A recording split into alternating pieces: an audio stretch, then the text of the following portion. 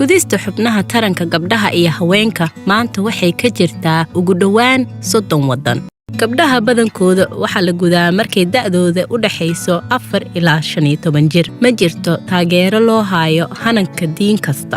Dadka qaar ayaa rumaysan inay ka dhigto haweenka nadiif, taasi oo ah aragti qaldan. Taa beddelkeeda waxa ku lamaan xakamaynta dareenka jinsiga ee gabdhaha iyo haweenka. waalidiintu waxay dareemi karaan cadaadis weyn oo uga yimaada bulshadooda si ay u gudaan gabdhahooda.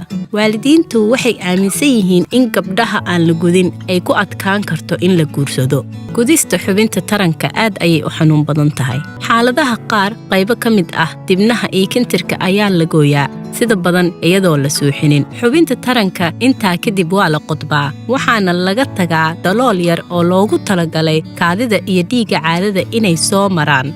Kadib gudniinka waxa caadi ah inuu qofka yeesho xanuun badan iyo inuu yeesho dhiig bax iyo infection.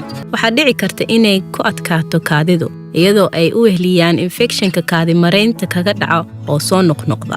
Waxaa dhici karta inay ku adkaato in dhiigga caadadu soo baxo, taasi oo horseeda xanuun. Sidoo kale waxa ku adkaada galmada. Mararka qaar wuxuu keenaa xanuun. Waxa laga yaabaa inay dareemaan rabitaan, laakiin ay ku adkaato dareemista raaxaysiga. Xaaladahan oo kale waxa fiican in caawimo laga raadsado adeega caafimaadka dadweynaha.